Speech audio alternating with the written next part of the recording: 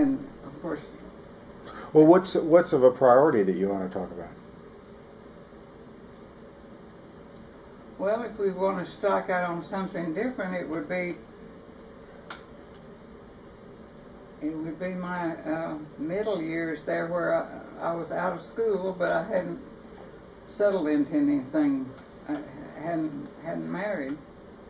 So what were the circumstances at that point?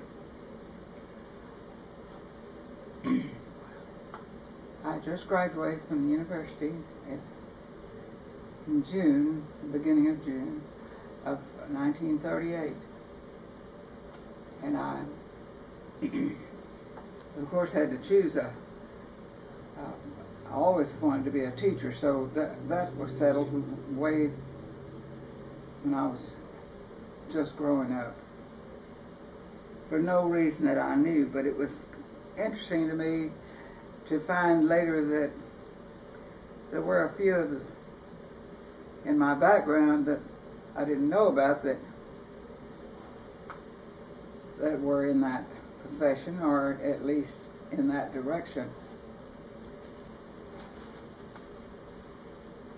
As for example, in the great-grandfather Bastian, his father had been a teacher, a private teacher, apparently, from information I received many, many years later. And then my grandfather, paternal grandfather, had a brother who was a teacher and teacher trainer, principal of a school, and I made a connection with that in later years. That was interesting to me to see. How'd that happen? Well, when I was in Germany,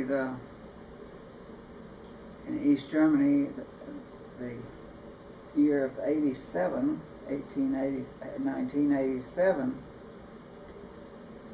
staying with a cousin who was intent on showing me whatever she could show me, taking me places.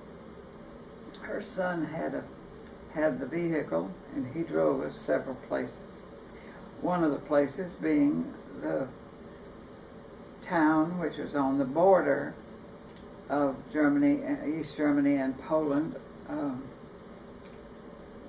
It was called Muskau, M-U-S-K-A-U. It was where they had once lived when he was principal of school.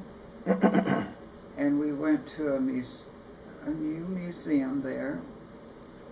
I say new, it seemed to be new. In other words, and they had one room that was dedicated to just the school. And as we went in there, I said, wouldn't that be something if I could see something here that was Uncle Albert's, or a picture or a photograph of him or something. Well, sure enough, I did see, I had once seen a photograph of him that my family had, but so it wasn't impossible for me to recognize him. So I did see two photographs, one of him with students and another with faculty. And then there was a diploma lying there with his signature. And since that time, I've also found a postcard among the many postcards that are in my possession. And this was at the library in Moscow? Moscow. Moscow? Yeah. Yes. Well, it was in the museum. Museum. Much like we have a little museum here. It wasn't a huge museum, but I don't remember that we were in many other rooms. But that was a special interest to me. But anyway, when in trying to decide when you're headed for teaching, you need to decide what you're going to major in, what you would like to teach. Well, there was another situation that had to be considered. In that day, which the young women today are shocked to hear this, not many married teachers were hired for teaching. And so most of the teachers I had were single women, dedicated their life to teaching. I consider that a fine thing if that's what you want to do. But I didn't see myself as wanting to teach to the exclusion of being married and having children. And as a teacher, having to select the subject matter, I chose to major in home economics because I thought that even if I just taught a few years and then married, I would be using whatever I learned in that degree. And then if I had chosen German, which was actually probably I could say the subject in high school that I enjoyed more than any other. I was happy with almost all of the subjects. I liked all of them, but nevertheless, that was one I excelled in. But another thing, there wouldn't be as many as many German positions available as in homemaking.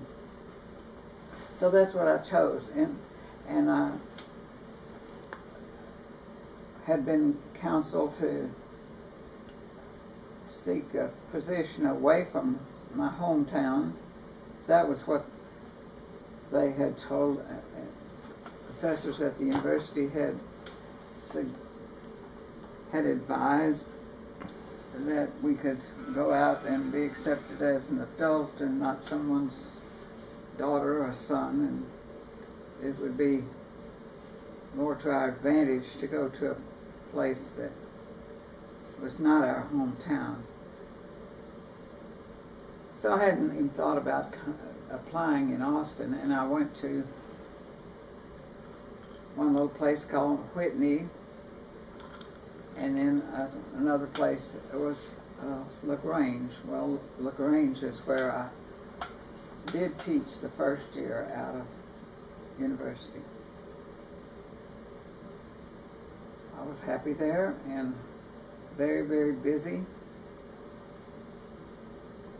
It was an unusual situation in one way, that as far as the school went, that the principal and several teachers, including the teacher I was following, had all been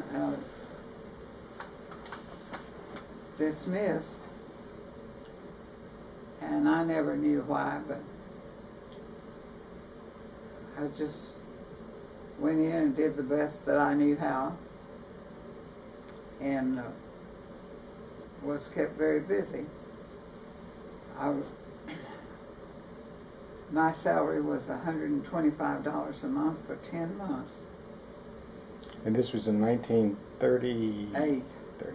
38, 39. Okay, so you were 20 years... I had just been 21 in May before that.